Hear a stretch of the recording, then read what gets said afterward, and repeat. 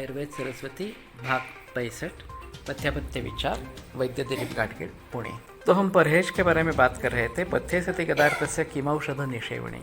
अगर पथ्य पालन करते हैं तो औषध सेवन की जरूरत ही क्या है, और अगर पथ्य नहीं पालते हैं तो औषध सेवन से फायदा क्या है। इस प्रकार का इस सूत्र का अर्थ है। तो समझ लेना चाहिए कि औषध से भी पथ्य का महत्व ज़्यादा है। जब तक हम कारणों को ढूंढेंगे नहीं और रोग के कारणों को टालेंगे नहीं, तब तक रोग होता ही रहेगा। और ये सिलसिला काफ़ी क्षेत्र में, काफ़ी रोगों में दिखाई देता है। अभी फ़िलहाल परिस्थिति ऐसी है कि आपको एक बार डायबिटीज़ हो गया, आपको एक बार ब्लड प्रेशर हो गया, आपको कैंसर हो गया, आपको थायराइड की प्रॉब्लम हो गई, तो कन्वेंशनल मेडिसिन बताती है कि आपको जन्म भर दवाई लेनी है। वो ये नहीं बताते कि अगर आप ये परहेज करेंगे तो आप इस रोग से मुक्त होंगे। उनके ख्याल में तो होना ही नहीं है, आपको जन्म भर दवाइयाँ लेनी है और औषधि कंपनियों का फ़ायदा बनाते रहना चाहिए। तो अगर हम परहेज की बात करेंगे, योग की बात करेंगे और इससे अगर ब्लड प्रेशर ठीक हो जाता है तो औषधि कंपनियां क्या करेंगी। तो इसलिए अभी जो फिलहाल प्रचलन है, कोई भी आपको तकलीफ हो, कोई भी बीमारी हो तो ये दवा ले लो, बस यही करना है। परहेज के बारे में सोचना ही नहीं। खास करके कैंसर के बारे में ये बात बहुत अहम साबित हो जाती है।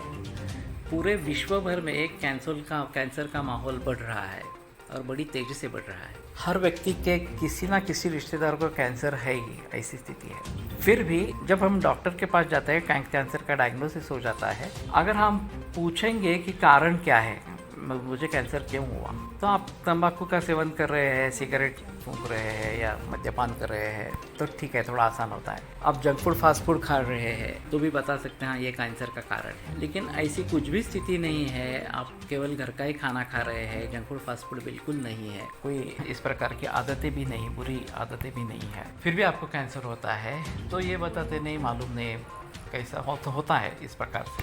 अब जिसके कारण मालूम नहीं है उसके लिए ट्रीटमेंट अवेलेबल है।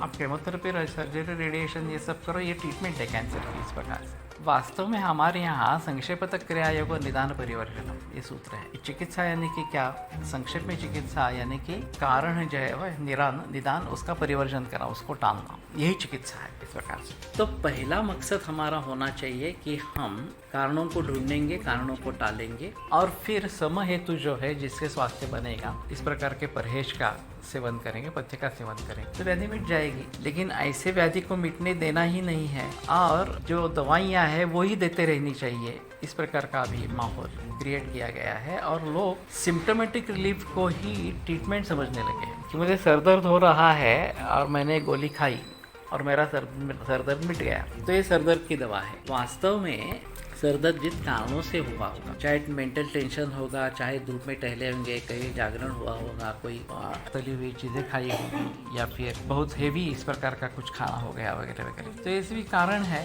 तो उनके मुताबिक ये सर दर्द हो रहा है तो पहले क्या करना है कि अगर इसमें से कुछ कारण हुए हैं तो उन कारणों को टालना है ताकि फिर से सर दर्द न हो जाए। उसके विपरीत तो कुछ इस प्रकार से करना है ताकि दोष साम्य प्रस्थापित हो जाए और मूल रूप से आराम मिले। लेकिन इन सभी चीज़ों को छोड़कर कुछ भी परहेज के बारे में बिना सोचे समझे केवल गोली ले ली, सर दर्द शांत हो गया, बस खत्म, मामला खत्म हो गया, और आगे कुछ करने की ज़रूरत नहीं है, इसी प्रकार से लोग मानते हैं। तो ये गलतफहमी दूर होना बहुत ज़रूरी है। और जब तक हम परहेज, पथ्य अपथ्य समझेंगे नहीं, तब तक काफ़ी मुश्किल होगा।